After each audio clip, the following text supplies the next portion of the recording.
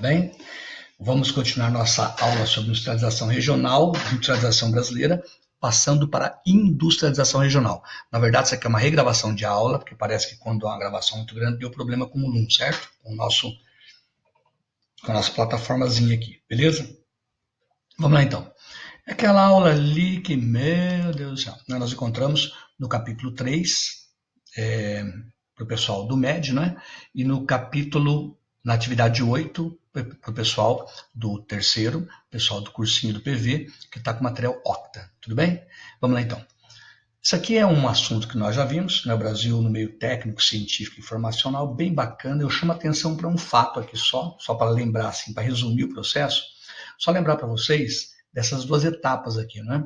Que o Brasil antes tem uma industrialização de arquipélagos, ou seja, uma economia de arquipélagos, na verdade, e essa economia de arquipélagos é a economia em que cada região está ilhada em si mesma. Principalmente, isso representa o Brasil agrário exportador, onde a base é a exportação. Então, as regiões estão muito mais preocupadas em produzir para exportação do que para o mercado interno, integrando os territórios do Brasil. Então, tem essa dificuldade de integração, que a economia está mais voltada para o mercado externo que interno. Isso é o Brasil agrário exportador. A segunda etapa é o Brasil urbano industrial, onde a produção industrial já articula o mercado interno do Brasil de forma mais intensa. E nós temos, então, um espaço geográfico mais integrado do Brasil a partir dessa fase. Beleza? É o que eu destaco disso aí. Muito bem, aqui é a desconcentração industrial que nós já vimos, né, na aula passada. E vamos então falar da região sudeste e dos principais fatores que permitiram o seu desenvolvimento industrial.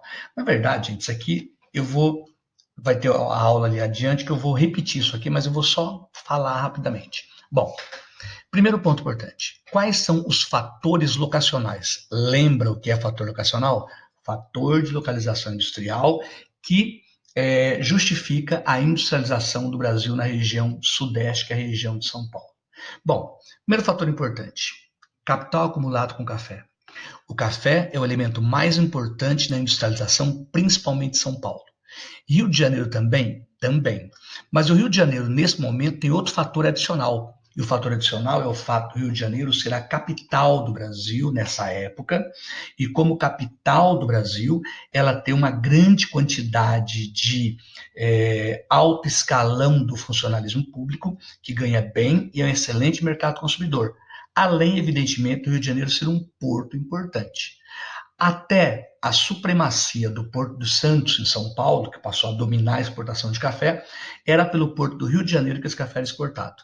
Então, o fato de ser capital, de ter café e de ser porto foram fundamentais no desenvolvimento do Rio de Janeiro. São Paulo já é basicamente a expansão do café. Por quê?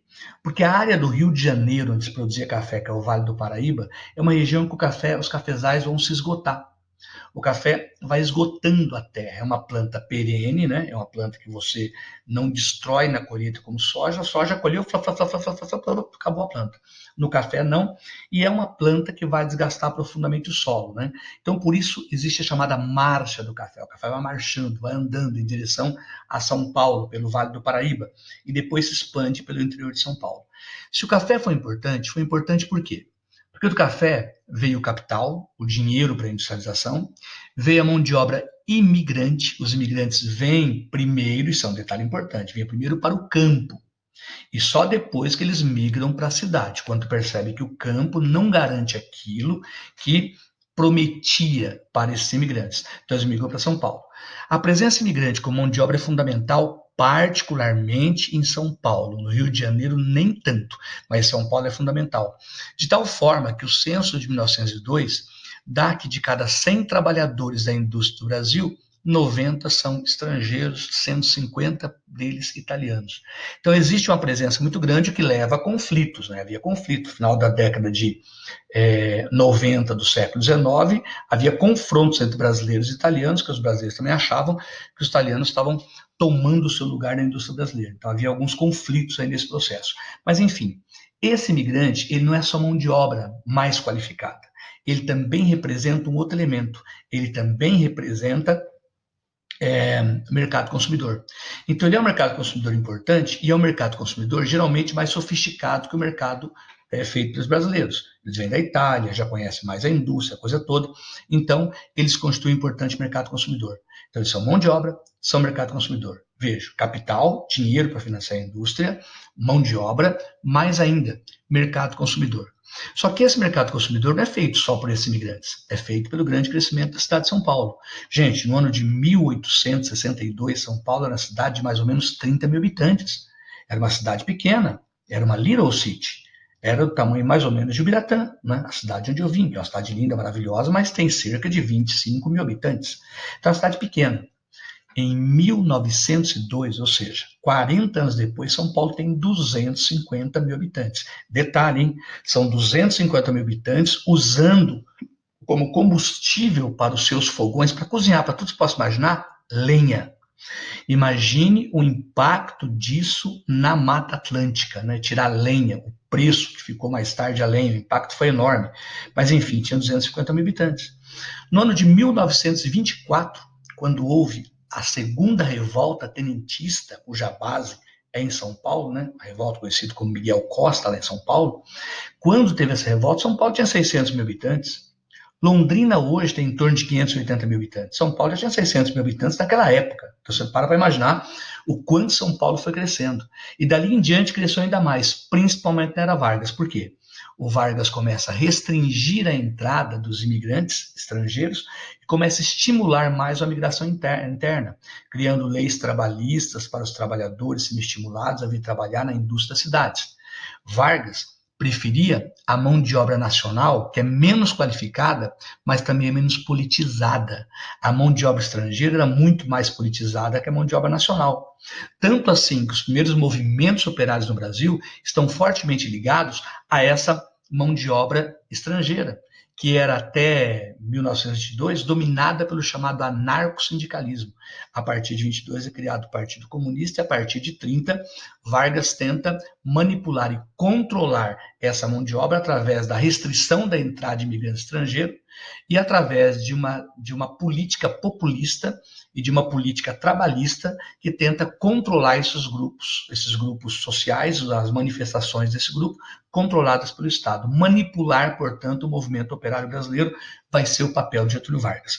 Além de você ter capital, você ter mão de obra, mercado consumidor, e mais mercado consumidor em função do crescimento da população, você ainda tem o fato de que o Rio de Janeiro como capital, né, esquece isso agora que eu já comentei, mas a infraestrutura de transporte.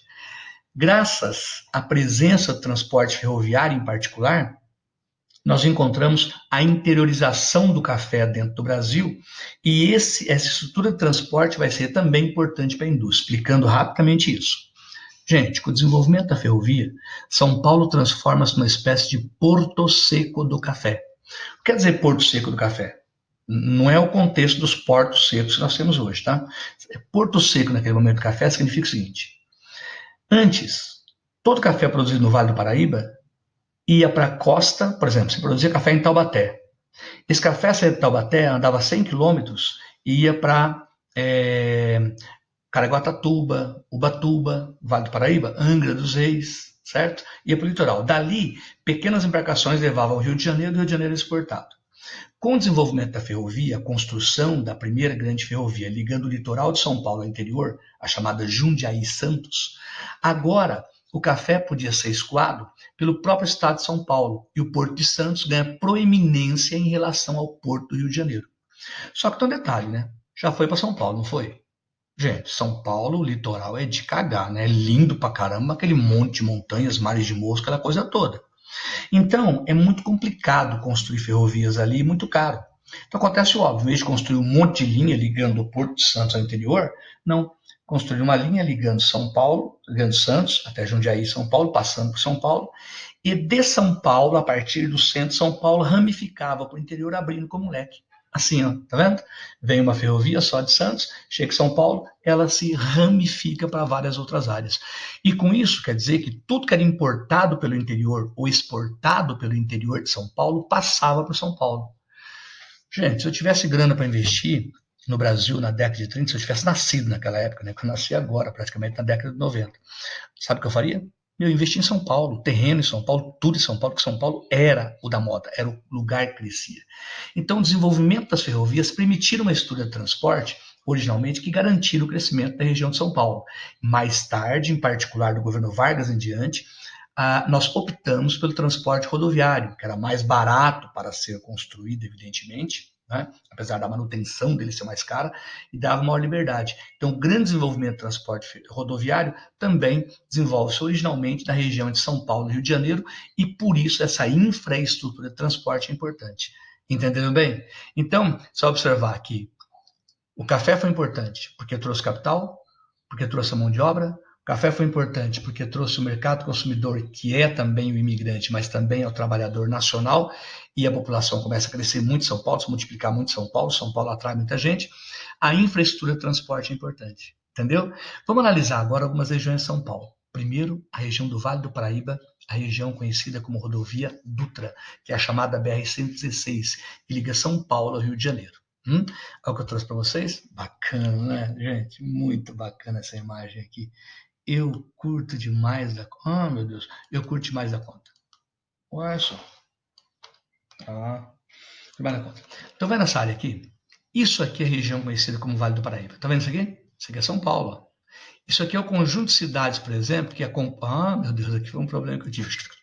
Aqui é um conjunto de cidades, por exemplo, que acompanha São Paulo até o Rio de Janeiro, que está aqui, né? Isso aqui é a Baía da Guanabara, por exemplo, e aqui o Rio de Janeiro, e é esse Rio São Paulo que a gente chama então de Vale do Paraíba. Olha o bicho aí, tá vendo? São Paulo, passando por cidades como Jacareí, cidades como São José dos Campos, cidades como Taubaté, Pindamonhangaba, cidades como Resende, cidades como Volta Redonda, enfim, cidades que são cidades industriais importantes nessa região conhecida como Vale do Paraíba, como você pode observar nesse lindo mapa aqui.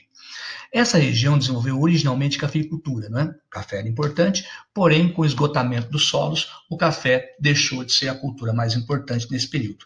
Cuidado, tá? Aqui a crise do café não é uma crise que se desenvolve com a crise de 29, aqui é o esgotamento do solo. Em função desse esgotamento do solo do Vale do Paraíba, desenvolve-se a pecuária. Porque os fazendeiros estavam todos endividados, acabados, psicologicamente abalados, né? Não tinham dinheiro para trazer imigrante. Houve a abolição da escravatura, que eles não queriam, porque eles dependiam desses escravos, era parte. Alguns até topavam desde que o governo indenizasse os escravos, o governo não indenizou. Então, sem grana, aconteceu hipotecar as propriedades, vender as propriedades, ou quem permaneceu teve que trocar a cafeicultura, que é uma atividade que necessita de muita mão de obra, por uma atividade que precisa de menos mão de obra. E essa atividade é a pecuária. Então, foi assim. Então, a quantidade de bois que começa a desenvolver na região se torna bastante importante. Hã? Sai daqui, né, gente, que não ficou bom. Bom, que se torna importante como atividade econômica. Depois dessa fase, nós encontramos um processo de industrialização que São Paulo entra. Com a industrialização, muda as relações de São Paulo com o seu entorno. E muda a modo de quê? Modo do seguinte, desenvolve-se pecuária leiteira, desenvolve-se também o quê? A horticultura, cinturão verde, aquele conjunto de pequenas propriedades em torno dos grandes centros para fornecer produto para esses grandes centros. Por quê? Porque são produtos perecíveis. Leite é um produto perecível. Horticultura é um produto perecível. Então, melhor estar localizado próximo ao mercado consumidor. Sem contar ainda que próximo dessas áreas, que tem cidades muito grandes, os terrenos se tornam muito mais valorizados. Sendo valorizados, não dá para você comprar 40 alqueires, 50 alqueires. O cara compra um alqueire, 12 alqueires no máximo, né? Nem isso às vezes, para praticar uma agricultura que tenha característica mais intensiva, não é? Uma agricultura em que você esteja sempre produzindo para ganhar dinheiro, sempre, e aí você vai ter atividade de horticultura. Veja, ninguém planta, eu comprei uma fazenda, vou plantar 1.000 alqueires de alface. O cara planta soja, 1.000 alqueires. Agora ninguém fala também, rapaz, acho que eu vou ficar rico, hein? Plantei meio alqueire de soja, não vai ficar rico. Para plantar, para levar uma vida bacana, comer alqueire, você tem que plantar produto de horticultura, que é trabalho muito mais intenso, produto perecível perto do mercado consumidor, em terrenos muito caros, que então passam a ser muito valorizados. Ou leite, mas não esse leite longa-vida aqui não. É o leite, primeiro que naquela época era leite de litro, vendido de casa em casa, como quando eu era criança, por exemplo. O cara praticamente levava a vaca na porta, a gente já mamava na vaca, né? Porque está perto. Aí trazia 1 litro de leite, aliás, tampado com palha de milho, acredita? Tampando por cima da rolha, palha de milho. Depois veio uma outra coisa. Veio o leite pasteurizado. Mas leite pasteurizado, ele suporta 48 horas. Não suporta mais que isso. Conclusão clara, evidente e lógica, tem que estar perto do mercado consumidor. Mas isso mudou. E você pergunta, but because too much? O que aconteceu que too much, que mudou? Leite longa-vida. O leite longa-vida, que é longa-vida do leite, não é seu não. Aliás, esse leite aqui faz mal para a sua saúde, mais do que o leite pasteurizado, que é um leite melhorzinho. Isso aqui já deu tudo que você possa imaginar. O pessoal falsificando leite, colocando água oxigenada no leite, solta cáustica, você vai falar disso? Meu Deus do céu. Minas Gerais é a principal província leiteira do Brasil, né? 30% do leite produzido no Brasil é em Minas. E lá o pessoal começou a adulterar leite. Se pode. Santa Catarina adulteraram leite. É de cagar esse povo, né? Pois bem, o leite longa-vida é o seguinte, como ele demora muito mais tempo, né? Você pode colocar lá, então você pode trazer esse leite lá do Mato Grosso, pode ser esse leite do Pará, pode ser esse leite de Santa Catarina. Já ouviu um leite chamado Tirol? Vai lá para você ver. É em 13 Tilhas, Santa Catarina. Você acha que se fosse leite pasteurizado, você ia poder consumir leite Tirol? Não ia consumir. Por quê? Porque não tem como, tem que estar bem perto do mercado consumidor, mas com leite longa-vida pode estar longe. Por isso São Paulo vem perdendo um pouco essa produção leiteira, né? Já não é o que era antes. Muitas vacas foram vendidas para o Mato Grosso, para o Oeste Paulista, onde você pode criar o gado em propriedades grandes, solto, de forma semi-intensiva ou semi-extensiva, onde o custo de produção é muito mais barato. Você solta a vaca come grama, você dá ração, e ali na pequena propriedade, não, tem que cuidar o gado, praticamente o gado fica ali, né? Dentro de uma. Ah, meu Deus do céu. Quando é confinamento, é o gado de corte. O gado de leite, gado estabulado. Então ele fica o gado estabulado ou confinado numa área pequena, onde o tratamento dele é muito mais caro. Percebeu? Muito bem. E a vinda de imigrantes japoneses foi muito importante para isso. A migração japonesa é fundamental para a mudança do nosso hábito alimentar, bem como também para a plantação no Vale do Paraíba de coisas como, por exemplo, arroz e também a horticultura. A migração japonesa é importante. Já foi no bairro da Liberdade de São Paulo, tem uma feirinha no domingo, gente, maravilhosa. Comer um tempurá, comer um gyoza, ou gyoza, não sei como é que se pronuncia, delícia. Mas, gente, não dá. Comer de pé não dá. É uma muvuca, um movimento, é só para você ir lá comer a primeira vez. Eu já fui, já comi, achei maravilhoso, mas não volto mais. Ah, não, meu Deus, é muito cansativo, quero comer sentado. Comer sentado na rua.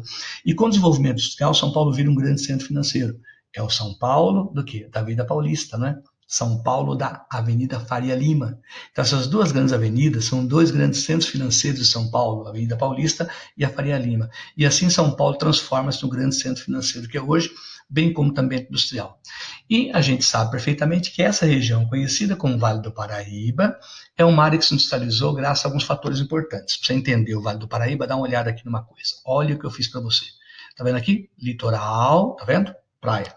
Serra do Mar. Aqui é o Vale do Paraíba, entre a Serra do Mar, que é uma falha marginal, que você estudou isso já, e aqui a Serra da Mantiqueira. É nessa área que está o Vale do Paraíba, que corre assim, ó, do Rio para São Paulo, nesse sentido aqui. Beleza? Isso é o Vale do Paraíba. Dá uma olhada. No Vale do Paraíba nós temos algumas áreas importantes, né? Aqui está o Vale do Paraíba, que você pode olhar o bicho aqui, né? Vale do Paraíba. Aqui está ele. E aqui eu coloco umas áreas interessantes para você. Veja. Área predominantemente industrial. Tá vendo aqui? Essa região roxinha mais aqui perto, aqui, que é uma região de intensidade industrial maior. Predomina a indústria acima de qualquer coisa.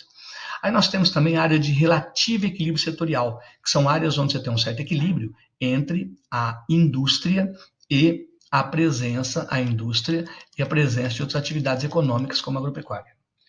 E aqui nós encontramos ainda. Minha mulher indo embora. Embora não. Ah, é verdade, trabalhando. Tchau, e beijo. Aí nós encontramos aqui as regiões que são predominantemente agrícolas, que já é para o interior de São Paulo. Ah, meu Deus! Inclusive, são áreas mais para atividades agrícolas mesmo. E nós vamos começar estudando esses eixos industriais com o eixo 1, que é o eixo da Via Presidente Dutra. Veja que tem o eixo 2, eixo 3, eixo 4. Muito bem, a Via Dutra é o primeiro deles que a gente vai analisar. Dá uma sacada aqui. Ah, meu Deus do céu, que esse troço ficou. Muito bem. Por que São Paulo desenvolve a indústria? O Vale do Paraíba é o principal centro industrial? Já vimos, né? Já vimos que o principal fator de desenvolvimento em São Paulo vem a ser, porque no Rio de Janeiro é diferente, vem a ser os seguintes, que nós já analisamos. É uma região que teve capital do café, junto capital o sistema de transporte e ferrovia, junto com ele proximidade do Porto Santos, é importante, né, a proximidade do Porto Santos, a presença do imigrante estrangeiro no Brasil, bem como também a crise do café, porque sempre o café entrava em crise, lembra? Havia um surto industrial. Parte do capital ia, portanto, para a indústria, bem como também o crescimento populacional. Pois bem, mas tem outros fatores fundamentais. Sabe quais? Vou mostrar para você.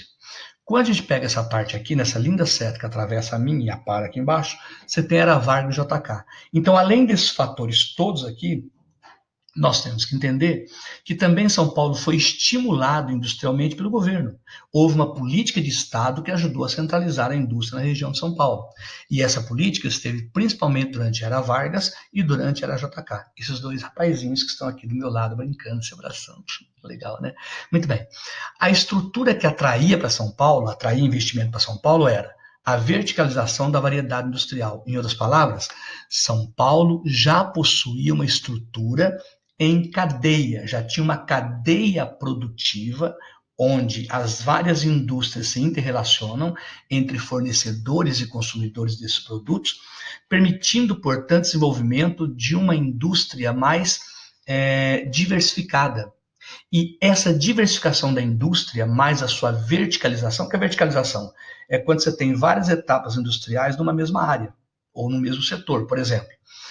Eu preciso ter perto da minha indústria a produção, por exemplo, de pneus, a produção de pneus exige produção de borracha, e que exige produção também por causa do carro de vidros. Então, você tem ali já fornecedores importantes, qualificados para garantir o produto para você.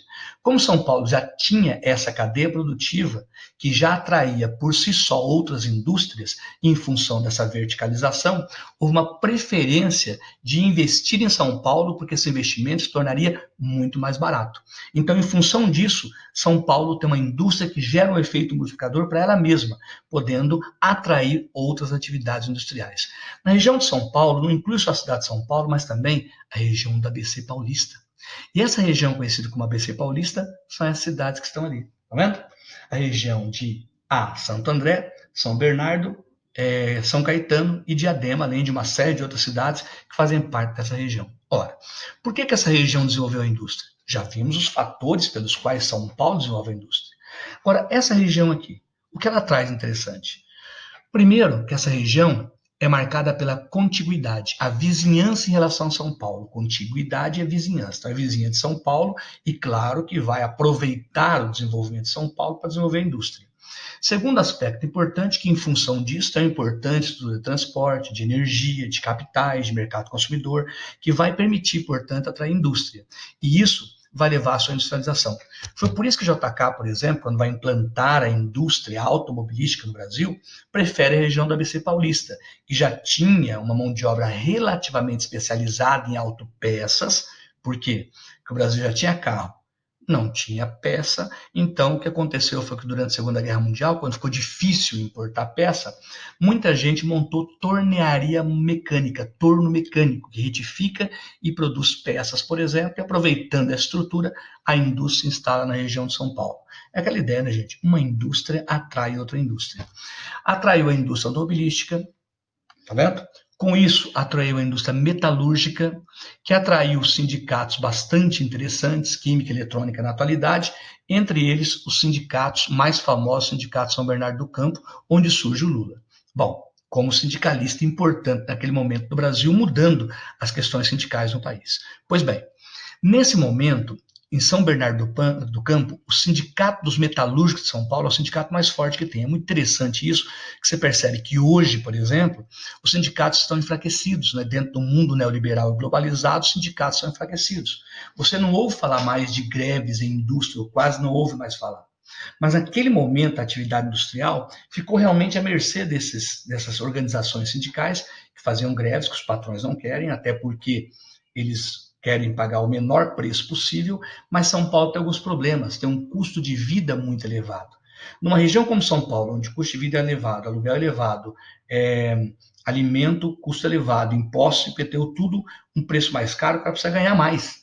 E em função disso, começou a haver uma pressão para que aumentasse o ganho, até porque o regime militar, você vai lembrar que eu comentei com vocês, estava naquela ideia de vamos fazer primeiro o bolo crescer, para depois dividir. E aconteceu, os trabalhadores viam o bolo crescer, ninguém dividia, vamos fazer greve. É nesse contexto que vai surgir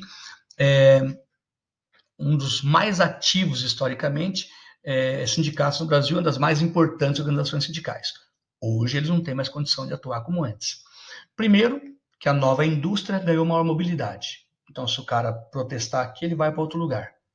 Segundo, que evidentemente o desemprego é muito grande, quem é que vai ficar protestando quando não existe emprego nem para todo mundo? Né? Terceiro, que a gente viu que os sindicatos são nacionais e as empresas são multinacionais. Isso é um problema sério para eles continuarem atuando. Né? Então, desemprego, a mobilidade, o sindicato ser ainda nacional, são fatores importantes para a não atuação dos sindicatos. E, finalmente, a lei atual que enfraquece os sindicatos, acabando com a forma de financiar os sindicatos. Né? Para alguns mais à direita dizem que isso é uma modernização, né? Tirar o sindicato do grupo de pessoas que transformaram o sindicato em profissão, para outro grupo é um enfraquecimento, parte da precarização das relações trabalhistas. Mas, enfim, no ABC Paulista apareceu esse elemento sindical com o desenvolvimento desse tipo de atividade industrial. Bacana demais, né? Agora veja, hoje em dia a região de São Paulo, do ABC Paulista, na verdade o estado de São Paulo como um todo, mas particularmente a região do ABC Paulista e a própria região do Vale do Paraíba, é uma região que vem descentralizando a indústria. Por que a indústria centraliza? Eu falei já, existem alguns fatores que acontecem no mundo inteiro, entre eles tecnologia. Então a tecnologia deu uma mobilidade para a indústria. Não só a tecnologia deu uma mobilidade para a indústria, como exige novos modos de produção e novas plantas de fábricas que sejam diferentes. Então você tira aquele velho modelo fordista, taylorista, para implantar um modelo toyotista, volvista, de maior flexibilidade na produção, maior flexibilidade no consumo. É a era da flexibilidade. O toyotismo, o fordismo, taylorismo, é a produção rígida. E aqui nós temos a produção flexível. Flexível em todos os sentidos, e inclusive no nível sindical e trabalhista que eu falei para vocês. Então, a flexibilização da produção, do consumo, a flexibilização da mobilidade das empresas e há uma flexibilização também em relação a leis trabalhistas. Então, tudo isso garante mobilidade para a indústria, a tecnologia permite isso. Por quê? Porque os produtos são produtos de grande valor agregado, produtos pequenos, de alto valor. Lembrou? Transporte e comunicação. Evolução, transporte e comunicação é outro fator importante.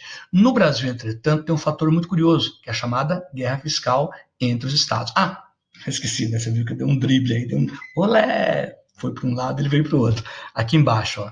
Tem até algumas coisas curiosas que eu coloquei para vocês. Dá uma olhada nisso aqui, por exemplo.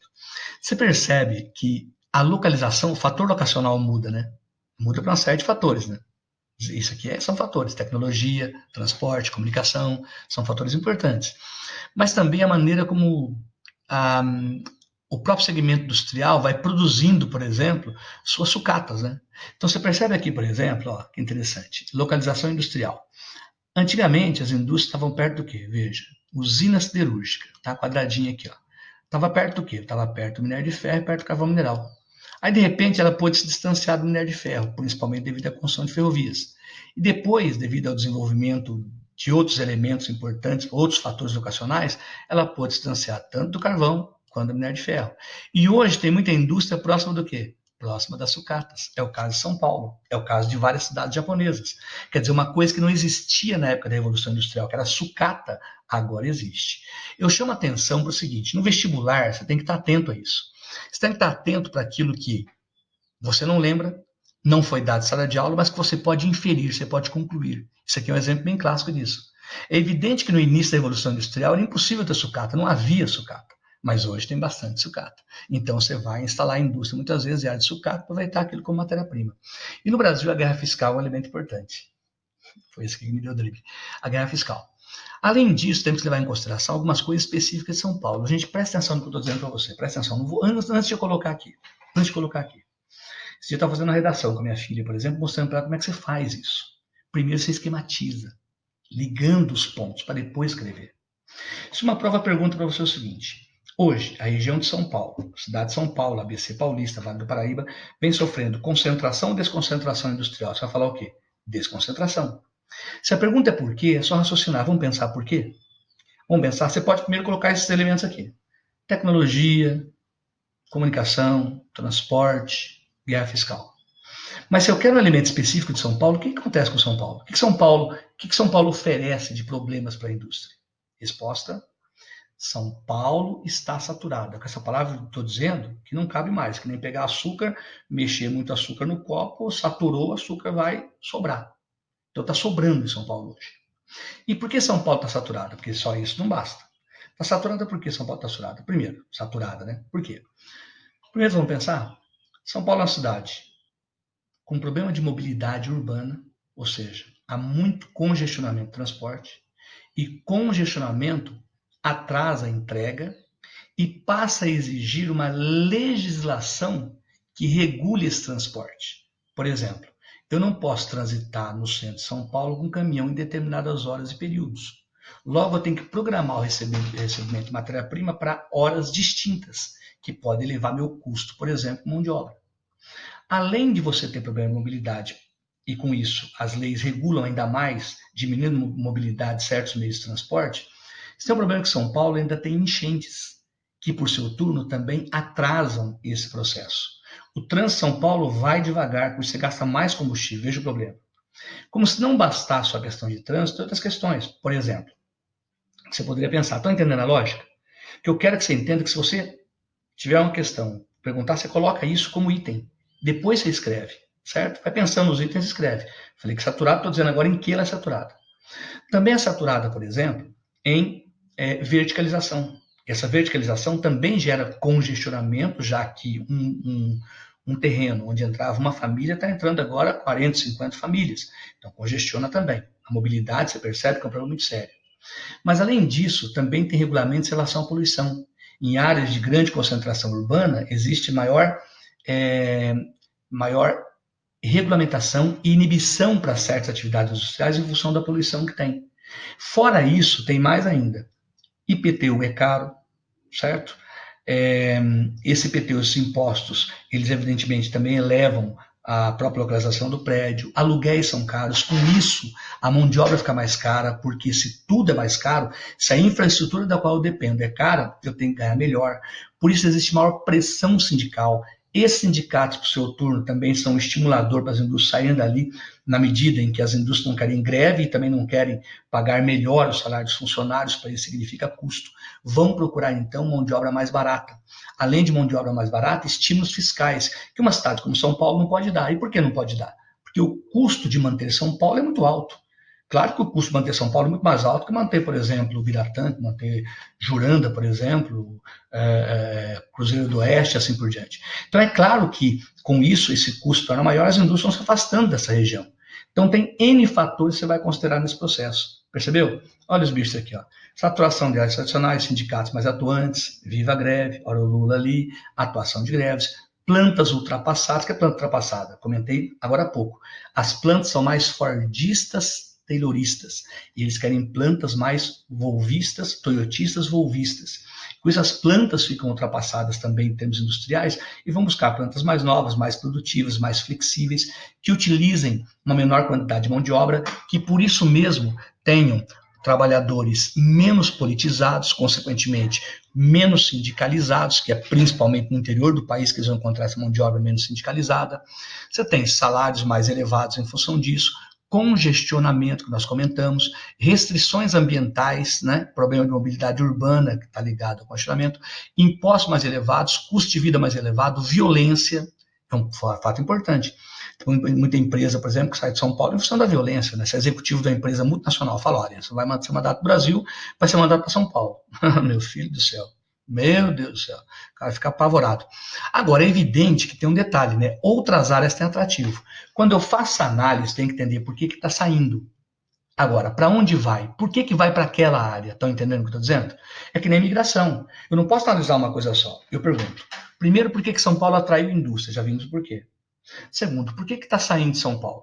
E se está saindo, está indo para onde? E para onde por quê? Aí vem a questão da guerra fiscal que eu falei para você. O estímulo fiscal, a mão de obra mais barata, menos sindicalizada, não é? Tudo isso vai levar a ir para certos lugares do país. E claro que a guerra fiscal é um elemento extremamente importante.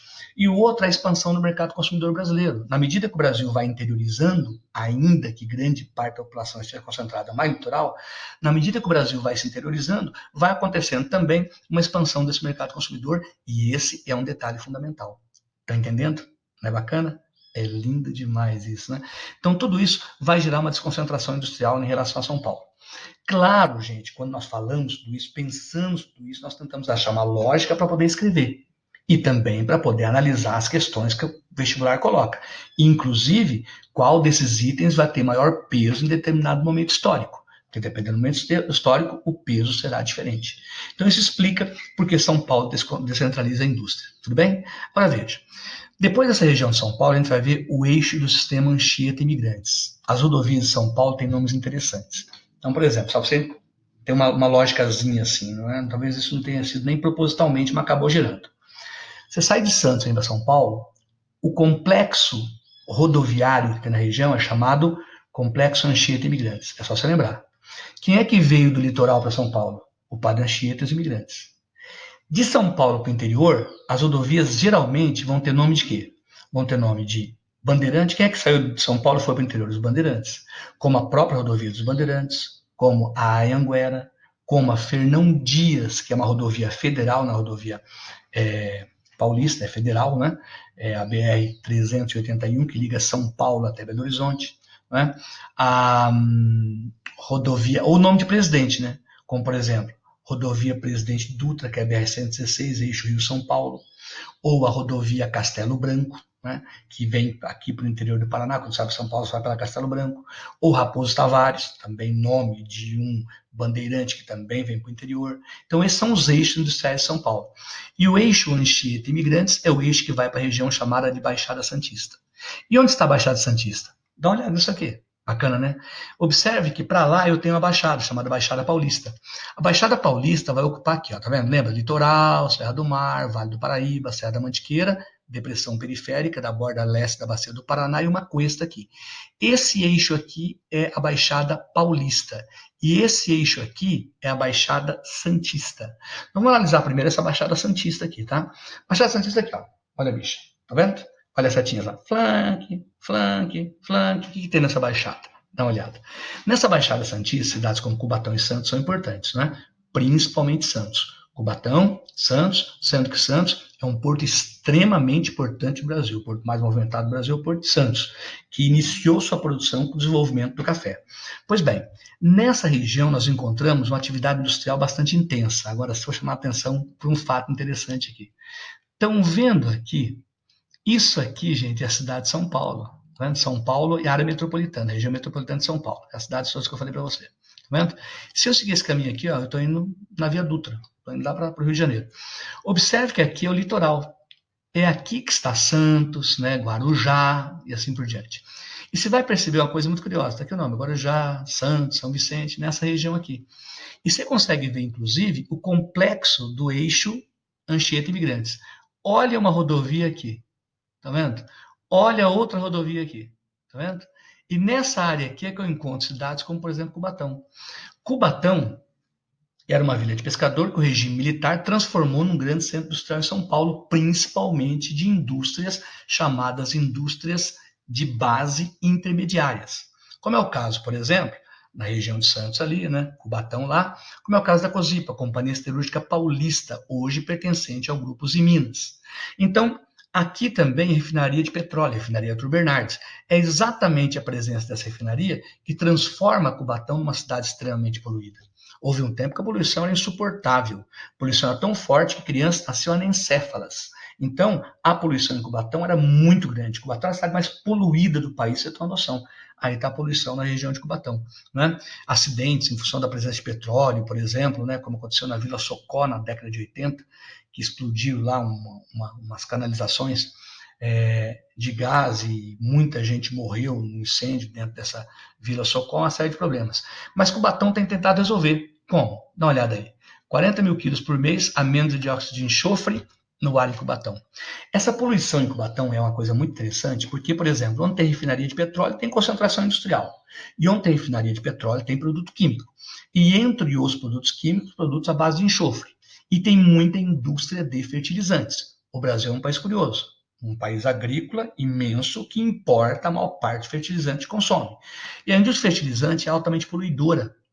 Por exemplo, ela é responsável por grande parte da chamada chuva ácida que ocorre em Cubatão e, com essa chuva ácida, a destruição da Mata Atlântica. Tem lugar da Mata Atlântica que você olha assim, parece que a mata foi queimada com fogo.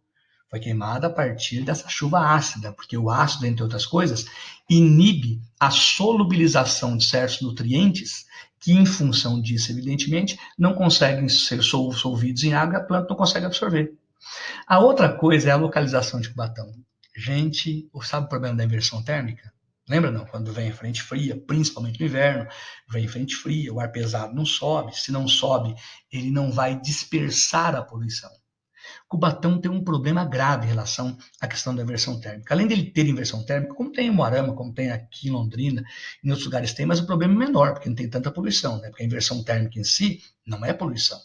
Ela simplesmente potencializa a poluição, centralizando ela nas regiões de baixa altitude. Esse é o problema. Olha a localização de Cubatão, tá vendo? Fica numa área, por exemplo, ó, onde você tem um paredão aqui, outro paredão aqui da Serra do Mar, que impede melhor circulação de ventos. Como impede maior circulação de ventos, prende ali, demora mais tempo para haver dissipação a partir disso. Está entendendo? Não é lindo? Dissipa menos, né? Dissipando menos, concentra a população, oh, meu Deus, a poluição perde a superfície e dá no que dá. Agora, dá uma sacada aqui. Por que essa região desenvolveu? Localização estratégica entre o Porto e São Paulo, que é o grande mercado consumidor, com a presença, evidentemente, de estrutura viária, de energia, o sistema Anchieta e Vigilância, comentei, energia elétrica e, claro, que as políticas governamentais, como eu comentei com vocês, o caso de Cubatão, que o regime militar transformou uma vila de pescadores num grande centro industrial. Muito bem, saindo da Baixada Santista, a gente vai, evidentemente, para o Vale do Paraíba, propriamente dito, onde eu encontro algumas cidades importantes, começa aqui, encontro Jacareí, São José dos Campos, a região de Taubaté, que foi a primeira região que sofreu a desconcentração industrial da região do ABC Paulista. Saiu dali para ir para a região da Via Dutra. Encontramos ali o antigo Vale da Morte, que é o eixo que vai da região de Taubaté até a região de São José dos Campos. Por que Vale da Morte? Porque durante a final da década de 70, começo da década de 80, desenvolveu-se ali uma indústria bélica importante. O Brasil tinha uma empresa ligada ao governo, a chamada Engesa, que produzia tanques e exportava tanques e outras armas, por exemplo, exportava para o exterior. Um dos países que compravam era o Iraque. O Iraque comprou arma do Brasil. Perdeu a guerra, né? E daí o pior, né? O Saddam Hussein perdeu a guerra, a primeira guerra do Golfo, sabe o que aconteceu? Não pagou a conta. E não pagando a conta, porque não tinha dinheiro para pagar, a Engesa faliu, foi vendida depois. A última notícia que eu tive dela é que um cara aqui de Londrina que tinha comprado para fazer esses carros de cross, sabe? Esse tipo de coisa. E o Brasil ainda produz tanques, essas coisas? Sim, produz. Mas a produção é feita por algumas empresas, que eu destacaria, por exemplo, a Iveco, né? A Iveco ligado ao grupo Fiat, nesse grupo está ligado hoje na região de Sete Lagoas, em Minas, é um exemplo clássico. Também produz armas na região da Avibras, né, na região de São Bernardo do Campo. Então produz sim, mas a grande produção que o Brasil teve, a ponto de ser o maior exportador de armas entre os países emergentes da época, arma convencional, tá? Foi um destaque do Brasil naquele momento. Exportou muita arma naquele momento. Hoje não, hoje destaca-se basicamente a indústria automobilística, até porque também São José dos Campos é um tecnopolo. Lembra do polo tecnológico? O que tem no polo tecnológico? Tem que ter o quê? Tem que ter gente para consumir produto de alta tecnologia, a Embraer, aviões. Centro formador de mão de obra de alta tecnologia, o ITA, Instituto Tecnológico da Aeronáutica, o INPE, Instituto Nacional de Pesquisas Espaciais do Brasil, está em São José dos Campos. Então ali você tem um centro formador dessa mão de obra com indústria de alta tecnologia, você tem uma empresa que vai consumir esses produtos, você tem a mão de obra altamente qualificada dessa indústria de ponta, que é a indústria de alta tecnologia, e ainda tem investimentos governamentais para garantir o desenvolvimento da região, na região de São José dos Campos. Que também tem a fábricas de automóveis, como a Volkswagen, por exemplo, né? Tinha a Ford se mandou, foi embora do Brasil, Johnson Johnson, Panasonic, uma série de outras empresas, Panasonic hoje muito mais na região da Zona Franca de Manaus, né? Mas enfim, são áreas industriais importantes. Tem ainda a Via Dutra de São Paulo e tem a do Rio de Janeiro. No Rio de Janeiro a gente destaca outras áreas, por exemplo, tá vendo ali no Rio de Janeiro? Olha aqui, região de Resende. A cidade de Resende tem uma fábrica de combustível nuclear, é onde está a Indústria Nacional, Ai, meu Deus do céu. A indústria nuclear brasileira, que é isso aqui, ó, esse INB aqui. As indústrias nucleares brasileiras, é onde o Brasil faz enriquecimento de urânio. Sim, o Brasil enriquece urânio. E é aqui que ele vai fazer isso em Resende. Resende também tem uma linda fábrica da Volkswagen, que eu diria que é a primeira grande fábrica que considera essa nova estrutura de uma planta volvista, toyotista volvista, com integração chamada Just in Time, onde você tem várias empresas localizadas no mesmo centro, uma fornecendo produto para outra, uma grande integração logística dentro da proximidade da própria fábrica. Então, ali em Resende, fábrica de caminhões da Volkswagen gerou isso, não é? Então, ali, essa indústria nuclear. Tem também a cidade de Volta Redonda, né? Aqui, ó. Volta Redonda. Volta Redonda tem a Companhia Siderúrgica Nacional de Volta Redonda, feita durante o governo de Getúlio Vargas, no Rio de Janeiro. O Vargas localizou Volta Redonda aí por questão estratégica, está perto do mercado consumidor, Rio de Janeiro e São Paulo, bem servida de sistema viário e sistema energético. Na época, o Vargas falava muito em questão de segurança, porque o pessoal falava, bota no litoral. Ele falou, não, vai para o interior, porque no litoral fica ao alcance de tiros da Alemanha. Então, vamos colocar para o interior, proteger essa região, a Serra do Mar, a Serra da Mantiqueira ali, já protege essa região contra esses possíveis ataques. E um fator importante é a proximidade do quadrilátero ferrífero em Minas. Diga de passagem, os mineiros ficaram loucos pela siderurgia, sei lá, em Volta Redonda. O Aisson, mas é nós que produzimos minério de ferro. Por que a região de São Paulo vai ganhar com isso? Nós devemos ter essa indústria, tanto é verdade que mais tarde vem a chamada Usiminas, né? Que é implantada em Minas Gerais. Então, o fator locacional era Porto, a região portuária, Angra e Rio de Janeiro. Angra é um grande porto importador de carvão para abastecer essas siderurgias, por exemplo, né? Bem como também o Porto de Janeiro, o quadrilátero ferrífero em Minas Gerais e mercados consumidores. Aqui está Minas Gerais. Fiz esse lindo quadro para você, ficou legal, não ficou? Fala a verdade, ó, que emoção, hein? Efeito especial. E aqui eu encontro nessa região duas áreas importantes, tá vendo? A área metropolitana de Belo Horizonte e a região do Vale do Jequitinhonha, hoje eu tô ficando louco, do Vale do Rio Doce. Então, essas duas regiões. Deixa eu mostrar para você. Primeiro, a área metropolitana de Belo Horizonte. Ali, a cidade de Betim, Contagem e Belo Horizonte são um grande centro industrial, particularmente Betim e Contagem. Essas cidades têm fábricas como, por exemplo, a Fiat, a GE. A Fiat foi a primeira fábrica de automóveis fora do eixo Rio-São Paulo. Então, inaugurou ali em 1976, na região de Belo Horizonte. Até hoje a Fiat está ali, né? Tem a Fiat, tem a General Electric na região já de Contagem, Centro Industrial de Contagem.